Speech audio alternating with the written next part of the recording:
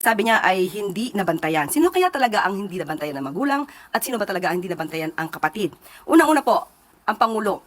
Hindi po ito nagbumura, hindi ito nagme-meltdown lalo na sa publiko, at hindi po ito nagbabanta sa buhay ni numan. Ang Pangulo po ay ikinasal, may pamilya, hanggang ngayon, faithful sa asawa. So, sino po kaya ba ang naging pasaway? Sino po kaya ang dapat na binantayan? Mari, mga pinagsasabi mo, walang kakwenta-kwenta. Sa totoo lang, para sa isang matalino dapat, dahil abogado ka, yung mga sinasabi mo, nonsense. Putang ina mo, parte ba talaga ng trabaho mo bilang propagandista at tagapagsinungaling ng Malacanang ang pasukin ang personal na usapan, okay, although isinapubliko ito, ng magkapatid na Bangag at Amy Marcos. Hindi ka dapat nagbibigay ng opinion kasi usapang magkapatid yan.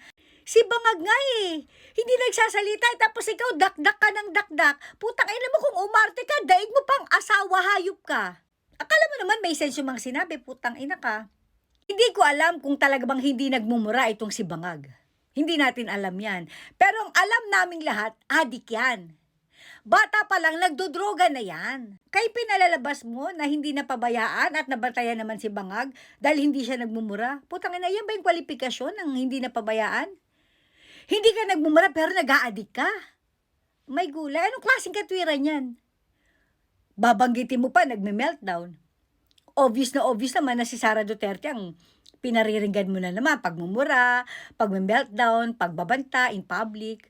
Anong kinalaman ni Inday Sara? Diyan sa magkapatid na yan, putang ina mo ka. Personal nila yan. Yung sinabi ni Amy Marcos, personal niyang mensahe yan.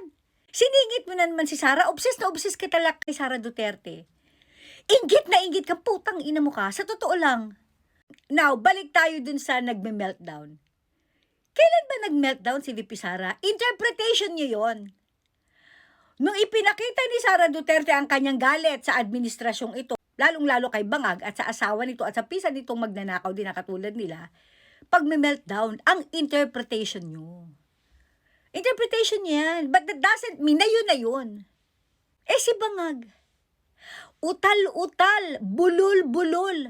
Hindi mo alam kung ano pinagsasabi, laging lutang kasi nga hay na hay sa droga. Nagsasalita in public. Gaganang-ganang.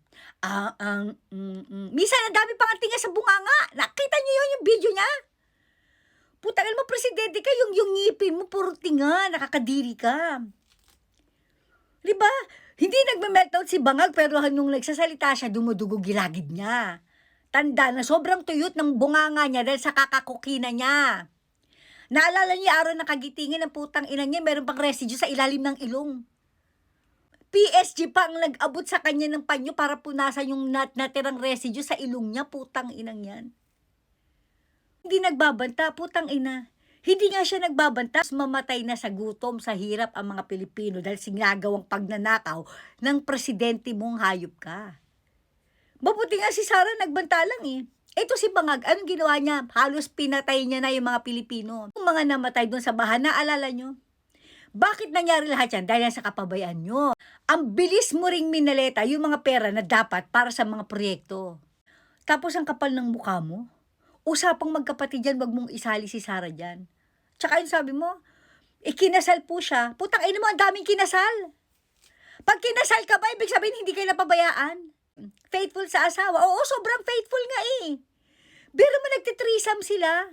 Nung jowa niya, nagpapabotomesa siya, nagpapapuwit sa harap ng kanyang asawa. Sa sobrang honest niya sa asawa niya, harap-harapan, nagpapapuwit siya.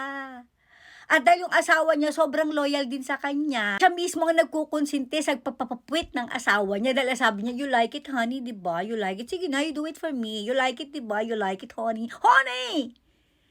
Putang ina. Kung ganyan ang batayan ng mga hindi napabayaan, putang ina mo, mas gugustuhin ko na lang mapabayaan ako. Putang ina. Ikinasal po siya.